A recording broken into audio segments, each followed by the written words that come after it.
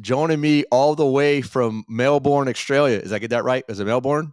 Yeah. We just say Melbourne, but yeah. Melbourne, Melbourne, Australia. Fucking Matt Young from King Parrot. How you doing, sir? I'm good, man. How are you? Not too bad. I was talking about earlier. I just dropped my phone, but that's okay. Uh, the weather's cooling off over here in the States. Well, at least in South Louisiana, and so y'all are gearing up for like this mega tour in the UK with Pantera and Power Trip like next year, right? Yeah. We've been getting ready for that. We're just sort of working on all that at the moment, and we're doing a whole bunch of shows in the UK and Europe Oh actually. wow. And I think we do 11 shows together with those two, and then we're actually staying on through March, and we're going to do some shows with the old school death metal band Master. Yeah. I think they're originally from Florida. I know they've been around a long time. It's their 40th anniversary tour, and they asked us if we wanted to join them for some shows because we were going to be there anyway. And I think it's that tour starts the day after the Pantera shows finish. So, we're just going to just jump straight into that and do another 20 something shows with them through That's Europe, which fucking is going to be awesome, man. sick. Yeah. I was just jamming the previous band that the guys in Master started, Death Strike, just Right. last night. Yeah, I mean, I used it as one of the little soundtracks to a new episode. Fucking love Death Strike and even love Master, man. So that's gonna be one hell of a fucking tour for y'all. Yeah, it's kind of a spin out, It's just sort of how it all kind of worked out, and just the fact that the tour started the next day, and we're going to be there. And obviously, coming from Australia, it's going to Europe or going anywhere really is a huge trip. But we just want to make the most of it while we're there, and have to have an opportunity like that is killer. So Matt, let's man, to the viewers, to the audience who's not familiar with King Parrot and your story, what I like to do is just get to know you more, on this episode, and tell me more about how life growing up in Melbourne. You can go as far as back as you wanted to. Sure. Disclose whatever you want, Sure. withhold whatever you want. It's totally up to you. I'm just curious, like how how music became like a passion for you and when just made you want to pick up an instrument or a microphone and just like start doing what you're doing. Yeah, well, I mean, I'm an '80s kid, so I was born in '81, so I grew up with through all the cock rock era and all that sort of stuff, and I had a older cousin who was into all of that stuff, who introduced me to Motley Crue, Poison, Guns N' Roses, all that crap, and I kind of looked up to him a lot when I was younger because he was like 3 or 4 years older, so that was my introduction to music. But also having my dad was a big rocker in the 60s, 70s, and he was like right into AC/DC and a lot of the Australian rock that was going on through that period of time. It was quite a big scene in Australia, so I got introduced to all of that sort of stuff through vinyl records. And then gradually progressed my way into more heavier and extreme stuff as I got older, and basically didn't stop. I think by the time I was like 13, I was wearing a Dark Throne t-shirt and a Birdman t-shirt or something like Yes, that. dude. I think I saw Cannibal Corpse when I was 13 years old. Wow. That must have been mind blowing for you. In Melbourne. So like that's sort of, but I mean, I love all music, all punk rock, heavy metal, extreme metal, whatever it is, sludge, grindcore, you name it. I love it. Yeah. Yeah, I mean, in all the tracks that I have exposed myself to in King Parrot, you could definitely hear all those different genres kind of convalesce in your music. You definitely have the AC/DC. Like I don't know if it was by design or just how your voice does it. Just it sounds like like a fucking extreme version of AC/DC in all the best ways. Yeah, I've heard that a lot lately, actually, and the few interviews that I've done recently, people have said, it sounds like extreme metal AC/DC, and I'm like, oh, that's the biggest compliment that you could get, as far as I'm concerned, because that's sort of what we are. And I'm hugely influenced by Bon Scott and Brian Johnson, so I think they're both amazing. And yeah, I don't know how. Like, it was kind of weird. When we first started doing the band, I got clean and sober, and Oh, and good I for you, man. yeah, and I quit smoking cigarettes about, I don't know, maybe 6 months to 12 months into doing the band, and I'd go to rehearsals when we were first starting, and I'd get trashed and smoke lots of cigarettes and weed and whatever, and I'd lose my voice after every rehearsal because I was just trying to learn how to do that more extreme style. But then once I quit the cigarettes, my voice just kind of went whoop and just went up to this kind of higher range. It just felt more comfortable to sing that way. And so I just kind of went, and the dudes were kind of looking at me going, you sound different now. And I was like, I think I'm just going to run with that because it feels really comfortable. So, Right. yeah. Yeah. So, I know being a musician and being clean and sober, Mm. that probably initially for you, because I mean, where the venues you play and the surroundings and the people that you're around, maybe they're not alcoholics or addicts or anything like that, but the alcohol is around. I mean, do you ever find yourself like like tempted to go back to the shit? Not really. I mean, it was difficult at the start because I was an everyday drug addict and alcoholic. So for about 15 years, probably from when I was about 15, 16 till I was 30, I was an everyday user, and by the time I got to 30, man, I just had so many ridiculous things happen in my life that were just um, yeah, it was. I mean, it was clear that drugs and alcohol were the problem. Yeah, It yeah, yeah. I was totally understand. very obvious. Yeah, you're talking to someone who's 16 years sober myself, man, and You get it, right? I totally get it. And it was kind of a redundant question for you as far as me asking if you ever attempted, but I kind of know the answer to that. Because we know, being in a solution, we know what works and what doesn't for us, man. Yeah, Like, because I don't know about you, but I just don't want to continue that cycle on and on and on and on. yeah, Uh, and so I'm congrats to you, man. I know it's no easy feat, so that's yeah. awesome. And I think one of the main things for me was like um, trying to.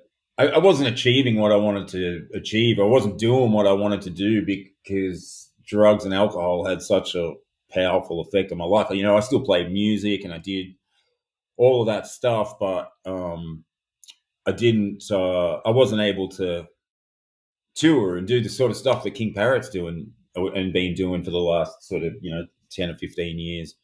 And that was what I really wanted to do. And I mean, I could do a small little Australian tour for a weekend and go over to like Adelaide or Sydney or something like that, but I wasn't able to really. I just didn't have the brain capacity to think bigger. Right, right, yeah. Your mind only allowed you to do so much that Yeah, you were comfortable with, anything out your comfort zone. I know for me, like, whenever I was using and drinking myself, like, I would only allow myself to do so much yeah. And I before I didn't have get the uncomfortable. confidence either. And I totally lacked the confidence too. Oh, yeah, I yeah. was Insecurities through the roof. Yeah, yeah. I was second guessing myself with everything. I just couldn't get my shit together, basically. So that was a big motivator for me as well. Is that I was like, "Fuck, I'm 30 now. My 20s are gone. Sure, I had a great time taking drugs. Don't get me wrong. Like, some of the best moments of my life were on drugs and drinking and all of that. But it was more about, as you know, like, it's more about where it got you to in the end, and that was not a great place. Yeah, and like you said, a lot of that shit was just holding you back from what you want to do. You had bigger goals. And so how long have you been involved with King Parrot now? You said about 15 years? Yeah, something like that. I think we started rehearsing around 2009. We started playing around 2010. And then we had a little break. Very early on, we had a little break. And then once we got kind of 2011, we kind of really started, we did put out our first EP and started touring more and playing around Australia more. Yeah, that the first EP that was Bite Your Head Off. No, it's called The Stench of Hardcore Pub Trash. Is the first Okay. EP, and that came out in 2011, just sort of locally here in Australia. And then we put out Bite Your Head Off in 2012. That was on Candlelight Records, and initially it was just not. It was I think 10 songs or 12 songs or something, and it only went for like 20 minutes. And they were like, "Oh, it doesn't go for long enough.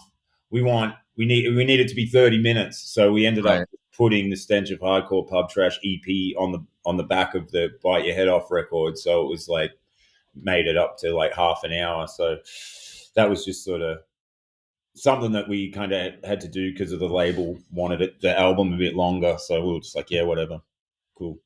Do you like now currently? Do you find like the art versus the business? Like, is it more like more of a is it less negotiable between like what you want to put down and what's expected of you as an artist? Well, I think it was different.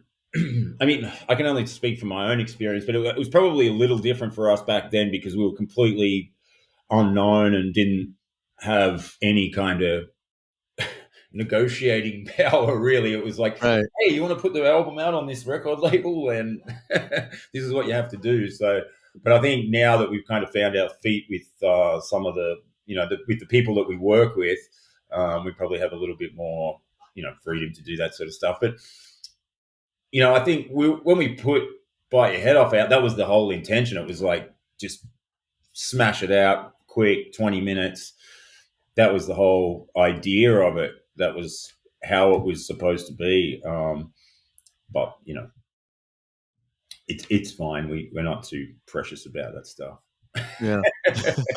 So y'all toured, y'all put out some records locally in Australia. What was the big, like whenever whenever things kind of came to a head and you were like, dude, okay, this is something that we could do fucking full time. Uh what was that moment for you as a band? I suppose, like, like getting signed to a major label like Housecore and so on and so forth. um, well, I guess we started getting opportunities to go to America. Really, that was the first thing. We did sign with a really big booking agent in Europe so we released our video for the song "Shit on the Liver," which was off the Bite Your Head Off record, and that really helped um, pick up things. Sort of gained a lot of momentum, especially in the UK and in the US, and that helped open a few doors for us. We got a booking agent in the UK who, he was a big. His name's Paul Ryan. He's like does like some big bands, Obituary, and I think he does like Trivium and Killswitch Engage and stuff like that. But we didn't really see any opportunities come through in 2013 after the album had been out for a little while, and we then started talking with some booking agents in America, and we ended up signing with Tone Deaf Touring, who we're actually still with today, and they organized our first tour in the US in I think it was in like March of 2014 or something like that. Oh wow. And we ended up coming over and doing 40 something shows and just playing our asses off everywhere we could. South by Southwest. We did some shows in California with Cattle Decapitation. Did a huge lap. And that really opened up some more opportunities for us. We ended up touring with Origin that year. Damn. And we did like a big tour with them. And then we were supposed to do a tour with Cryptopsy, but that fell through. And we ended up doing a smaller tour. Like we did 4 tours that year in America, and we ended up doing a smaller tour and playing at the Housecore Horror Fest, and that's how that kind of all opened up for us. And then we came home, and then in December we actually came back again and toured with this Down and Orange Goblin through North America. So it was kind of surreal for us going from that first tour that we did, playing in like dive bars to like 5 people sometimes, to like later that year we were playing the Wilton and the Fillmore in San Francisco, and House of Blues and all that sort of stuff with Down. Yeah, all those legendary venues, man. I just Yeah, it was a spin out, and like playing to 5 people some nights, and then like that same year playing to like 1,000, 2,000 people with Down. It was crazy. now it was down in pretty much anything besides what Phil was involved with Pantera. Was that influential on King Parrot as well? I'm definitely a Down fan. Um, it's probably, I mean, there may be some slight influences, but not really. I wouldn't say, but I think it was just such a awesome opportunity, and I think at that time, like Housecore was pretty excited about the band and wanted us to, wanted to put us out on the road and put us in front of more people, and it was great fun because King Parrot's obviously a lot more extreme than Down and Orange Goblin, so it was really funny every night. Like we would get right in the audience's face, and a lot of them didn't know what to expect, and they were just expecting to come to see this kind of stoner rock show or whatever, and then Yeah. we would come out and we'd be like throwing water at them, and I'd be on the front barricade screaming in people's faces, and the dudes from Down and Orange Goblin would just come out to the side and watch what would happen and laugh their asses off at the escapades that we were kind of doing to get the show kicked off. And it kind of worked well, but I'm sure we pissed a few people off as well. Oh, I mean, if you're pissing people off, that's a good thing. I mean, there's always a story involved, like, oh, this guy's King Parrot. Yeah, they fucking kicked ass. Or they, like you said, any bad press is still good press. Right. So what type of other vocal influences you have besides the Bon Scott and Brian Johnsons of the world? I mean, obviously, there's something more to uh, what you coming to do vocally and live, or just like, I mean, what inspired you to bring your act like this? um, well, I guess there's like things. There's a few aspects to it. I guess there's the vocal style itself, and then there's also the frontman thing, Right. which is something entirely different. But I guess I mean some of the first stuff, like extreme stuff that I heard when I was 11 or 12 years old, I guess, was Sepultura, Arise, and Slayer, Seasons in the Abyss. I had them on cassette, and that when I heard the vocals on that, it was on a taped cassette. Like it was taped off another tape, and the audio quality was so bad that it was like I felt like I hit the jackpot, Right. Right. hearing that stuff, and I was too scared to like show my mom that or listen to it so my parents could hear it. But that had a profound impact on me, and then sort of getting into more of that, like I got right into like black metal stuff straight away, and started listening to all those kind of bands that were coming up, and underground bands as well, that were coming through that black metal scene in the early 90s. But stuff like Chris Barnes and Corpse Grinder is a big influence. I'm not a big Cradle of Filth fan or anything like that, but I do like that very first record and some of the screamy stuff that he does, like that Yeah, real. he had some high end fucking shrills. Yeah, Definitely. yeah, yeah. And I like that when that first came out. I liked that album, the Principle of Evil Made Flesh.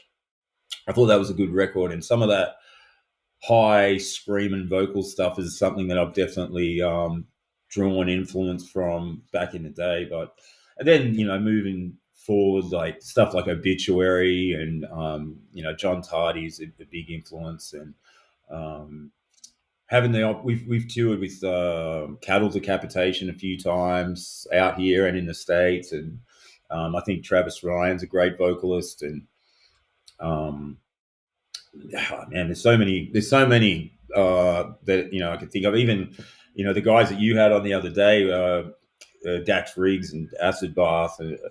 Oh man, yeah. that, I that, don't think I've stopped listening to those new Dax Riggs songs for the oh last. yeah, the latest from his upcoming release, the Man, 7 tracks for Spiders, 7 songs for Spiders. I yeah, believe. I have listened to that. I know those songs like so well. I've listened to it so much the last couple of weeks. They're so good. Yeah, dude's a character. He's a tremendous talent too, man. Oh my gosh. Yeah, So what was it like growing up in Melbourne, man? I mean, you are obviously the first person I interview from Australia, so right. congratulations on that. So I gotta know where you're coming from, man. Australia's sort of. I mean, it's probably not too dissimilar to what happens in America. It's probably. I don't know. We just got a lot more space here.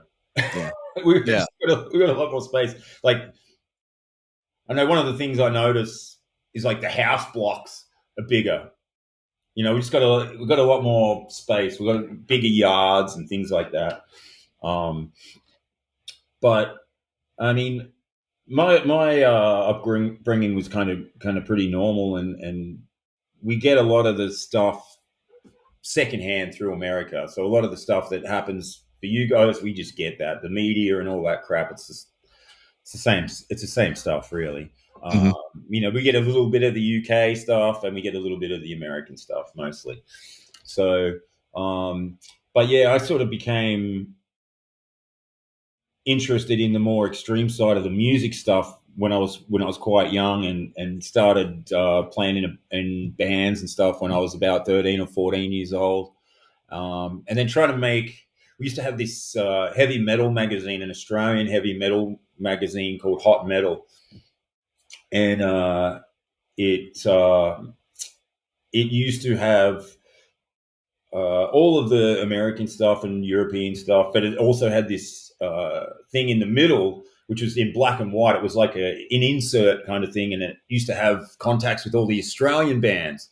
So Oh yeah, we had the same shit over here. yeah. So we could like read about Australian local bands, and then it also had this thing called I think it was called Fresh Flesh, and bands would send their demo tape in, get reviewed, and then they would have their address on there, and you could write letters to bands and stuff. So I just started writing letters to bands and saying, "Hey, I want your demo tape and a T-shirt," and started tape trading and buying stuff off bands that way.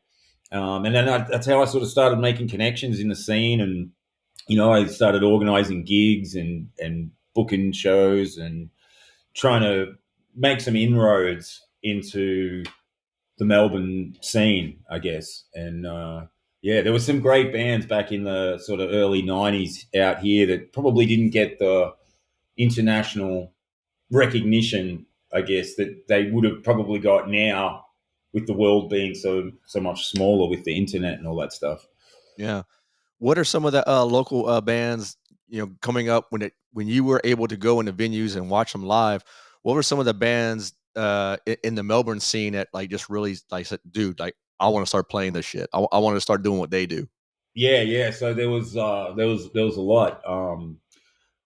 So one of the first bands I got in contact with was a band called Dreadnought, and they became friends. And Squiz, the guitarist in King Parrot, actually played in Dreadnought at that time, and that band is still going to this day. Which is great dudes and awesome band. But then I kind of made friends with a band called Blood Duster and another band called Damaged. This band called Bean Flipper, who I love. Another band called Christbait. And that was the other thing I was going to mention. I was thinking about it before we started the interview. Was that Damaged actually signed to Rotten Records? Oh wow. Right? Yeah. And that was sort of how, like, I kind of like we were like, oh wow, Damaged, the big kind of grindcore band here in Australia. They were really popular, and they signed with Rotten and got some notoriety, and they were always kind of threatening to get over to America. And I believe that there was a tour maybe that was going to happen with Acid Bath and Damaged, but it never Yeah. quite happened. I don't know if those guys like I was about remember to say, that. I wonder if those guys ever got out of their contract with Rotten, man, because I don't Yeah, know. I heard some wild stories about that label. yeah, That's yeah. all I'm gonna say at that. I think we all have. Yeah, yeah. But yeah, that was sort of like kind of open, you know. And then people started looking at writing records and going, "Oh wow, Acid Bath and DRI and this sort of Yeah, stuff yeah. right here." So, yeah. So anyway, that's a handful of the bands. You know, there's also like Sadistic Execution, who I always like to mention, and it's another band that I used to really like called Alchemist. And oh man, there's so many, but yeah, as I was sort of like getting older, I tried to sort of make inroads there and make some connections and start playing shows with those kind of bands in Melbourne, and you know, sneaking into venues underage and all of the usual shit that you try and do when you're a teenager. Oh yeah, you and I are pretty close in age, man. So I'm right there with you. You mentioned 81. I was born in 80, so Yeah, I'm just, I was doing the same shit as long as I can get a ride. I always have to travel 30 minutes plus to the next biggest city to yeah. get into a decent show. I mean, and fortunately, I was able to see some all ages acid bat shows when I was like 16, so that was Oh pretty cool. wow, And amazing. yeah, and to come full circle, and someone said, "Hey, man, hey, Sammy's gonna be pals with you." I'm like, "Fuck off, man." Yeah, I think I've So met Sammy a couple of times. He's a really nice dude. Yeah, really nice dude, man. yeah. But I used to do the same shit, man. I used to have to. I live about an hour out of Melbourne, so I used to catch the train into the city. I would try and I'd take my friend. I had a friend who was 18, and we both shaved our heads.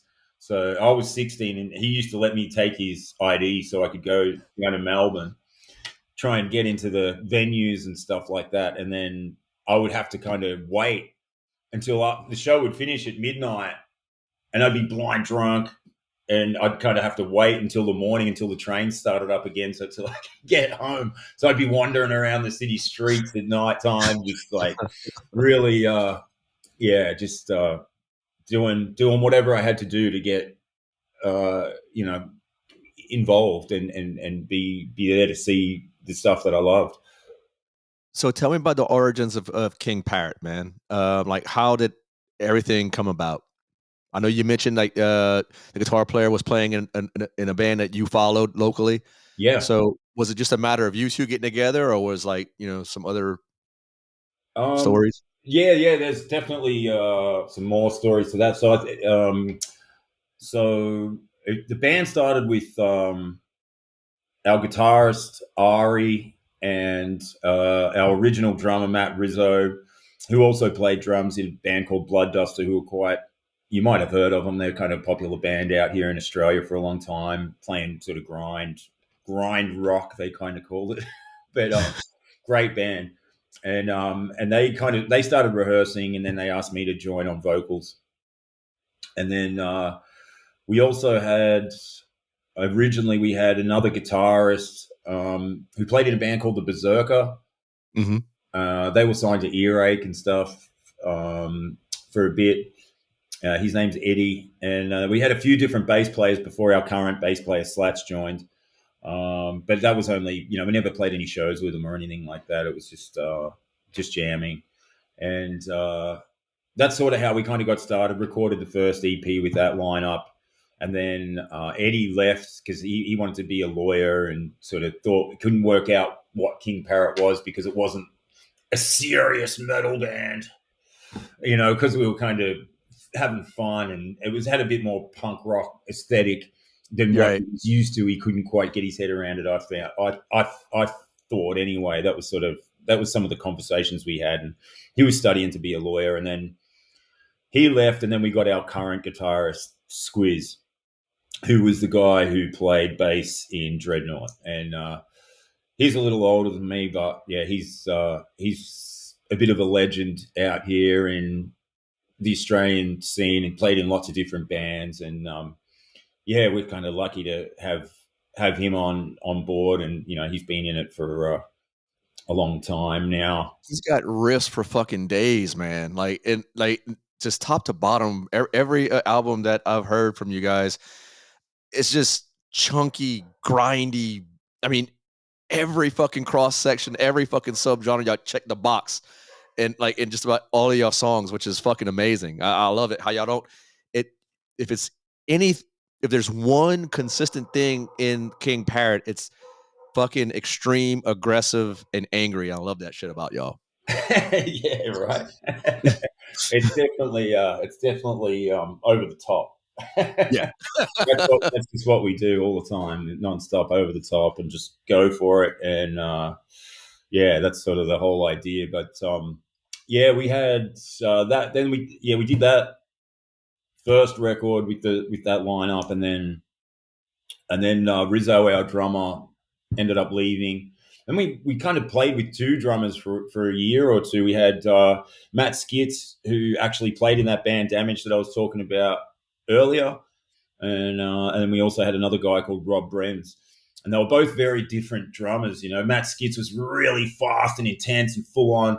So we do like 2 months of shows with Matt Skitz and play as fast as we possibly could. And then we get this other guy, Rob Brems, who would play, and he was like really good drummer, but he'd just sit right back on the backbeat and have swing and feel and all of that. So then it become this whole other thing, and we really enjoyed that too. So we were kind of like, it felt like we were two different bands for about a year or two there, but we were just trying to keep the momentum rolling. And we ended up going with the more intense guy, Matt Skitz, and he came and did that first US tour in 2014 with us, and then he ended up leaving the band after that tour. And then we got our current drummer, Todd Hansen, who also played in that band, The Berserker, who were signed on Earache. He came and joined us, and then he's been with us ever since. And y'all just kind of have a revolving door of musicians that just, but collectively, y'all made some of the fucking like kick-ass music, man, like to this day. Yeah. Well, we always kind of had that. We've always had that forward momentum, that positive Right. forward momentum, like to just keep things rolling, keep things moving. If there's an obstacle in the way, I think that's where a lot of bands kind of fall down sometimes, is like, if there's an obstacle in the way, they just go, oh, nah, we just won't do it. Or we just, whereas King Parrot's always kind of been a band was like, no, we're going to do this and we're going to work out a way to make it work. We're going to try and find a solution to the problem or to the issue. And I think that's sort of, we made it very clear at the start that we want to tour and we want to be a band that tours and takes kind of Australian style of extreme music and take it overseas internationally and try and take as many opportunities as we can to do that. And if someone's not available or someone can't do it, then we don't get precious about it. We just push on and make it work. So yeah, and I think that surrounding yourself with some like-minded individuals from the jump off, Yeah. just hey, look, this is what we want to do. This is what we want to. This is what we want to accomplish. And once you have everyone on board, having that same team mindset, it makes everything easy for King Parrot, like you said, to just overcome obstacles and pursue your agenda. So that's awesome, man. I'm glad that more bands are like starting to take note of that, because it's one thing to get the same guys that look good, play the part, whatever. But if they don't have the same mindset going in, then what's the fucking point? Yeah, right. Totally. And I think that's been, it's a hard thing to find in bands. It's very challenging because obviously people got to live and pay the rent, pay the bills, do all that stuff, whatever they got to do to make things work. So yeah, we've just been lucky in the sense that we've had people that and we kind of chose people or tried to choose people that had experience in touring or had that similar kind of mindset, and then we were never like hiding it, or before anyone joined the band, we were never like saying, "Oh, well, we might do this or we might do that." It was like, "No, this is what we're going to do, and Mhm. you got to be available. If you don't want to do it, that's fine." And we definitely tried out people, and we definitely had people that came in and then had a look or might have had a jam and stuff, and they went, "Oh no, that's too much." Yeah. Is there any other creative outlets musically that you do besides King Parrot? Yeah, yeah. So I have a like a little side project going with the guys from Psychroptic. Mhm. Um, I'm not sure you're familiar with those guys. I'm not really, I'll be honest. Yeah, yeah. Psychroptic are like they've done really well for themselves over the years. They're quite well known in the technical death metal world. Okay, that's why. They've That's definitely that toured with Goat before. I alright. think they're coming over to the America soon and doing a tour with Nile and 6 Feet Under. Maybe they're doing Oh, a wow. big tour early next year, and they've done lots of stuff, and definitely well respected out here. And the drummer Dave and the guitarist Joe um, asked me to do a grind band with them, side projects. And these guys are such accomplished musicians that when they ask you to join a band with them, you just do it. Um, and they send me like, "Oh, hey, we've got some demos," and they'll send me these demos, and it's just completed already. It's already album quality stuff. Right. Yeah. You know? So yeah, that's called Crisis Act, and we've got a couple. I don't know. We don't even like to label what the release is actually called. It's like, I guess they're an EP, but they're like 10 or 12 super short songs. Yeah. Maybe a minute, just full on intense blasting grind. It kind of sounds like a cross between what Psychroptic and King Parrot would sound like, for sure. Oh, wow. I'm definitely gonna check that out then. Yeah, Yeah, check it's fun, out man. and check out Yeah. It more doesn't more take so up too much time either. It's like 10 minutes. 10 minutes and it's done. oh, hell yeah. Just go run the fastest mile to that. Yeah, yeah. It's great gym music. Love it. So, do you get involved with, writing any of the riffs in, King Parrot? Or is this like or No, is like the guys present the songs to you like no, and I you haven't. I just haven't. I haven't done any of the riffs in King Parrot actually. I, uh, I mean, like sometimes I've kind of thought, yeah, maybe that'd be cool. I should do it, but then I just haven't done it at all yet. Which, I mean, I can play and write riffs and stuff, but I just haven't done it because we've got like the three guys there. So I just kind of stick to the structures and the vocals, and we like to kind of work organically in the sense that you know, guys will write riffs or songs or tie some parts together, but we'll definitely work it through in the rehearsal room, and I'll try and develop some ideas while I'm listening to the guys jamming. And yeah, it's a very organic process as opposed to what a lot of more kind of modern bands probably do these days in terms of just writing on the computer and things like that. yeah, what's your proudest moment as a writer, with King Parrot? Like, is there like maybe a whole album or like one particular song that kinda stands out for you that really challenged you as an artist, as a performer even? Well, I think that's probably going to be the new record that we've just finished, because we hadn't done a record since 2017. We put out a little EP in 2020 during COVID of some songs that we recorded out at the Housecore studio, just that were just sitting there. But we haven't done a record for such a long time. So like this year, we spent most of the year recording, and yeah, this new album is probably the thing that I'm the most proud of, in the sense that we spent a lot of time doing pre-production. We spent a lot of time just honing the songs, getting them right, and then we did something different that we hadn't done before, which was we click tracked everything, Oh, wow. which I think has really tightened up our sound. It still sounds like King Parrot, but it's definitely much more full on, Mhm. in the sense that I feel like some of the other records have a bit more of a loose kind of punk rock aesthetic because we didn't use a click track.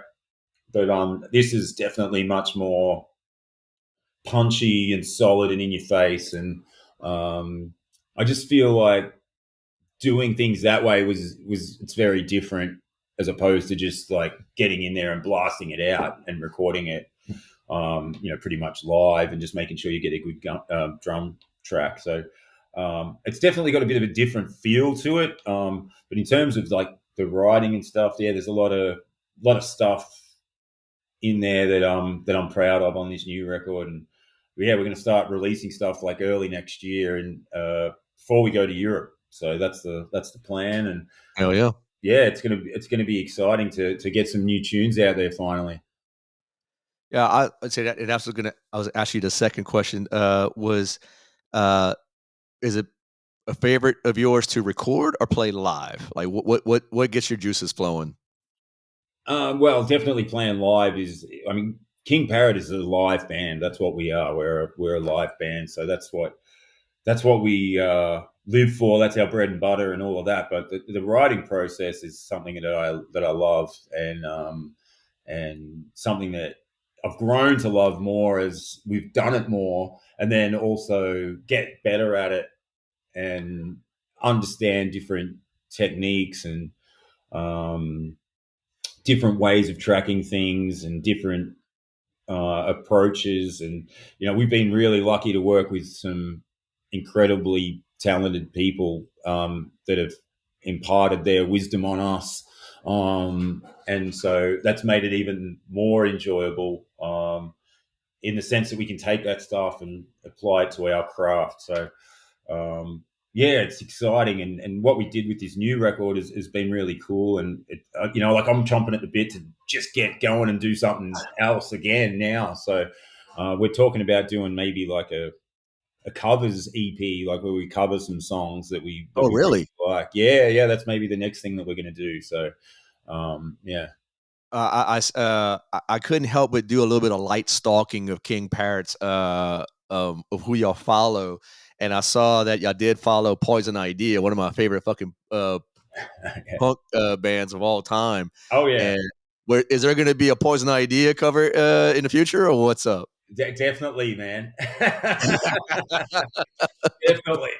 Yeah, man. I love Poison Idea. They're like absolutely one of my all-time favorite bands. And it's it's funny. I on the new record we got this song.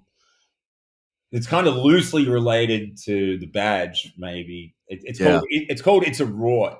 And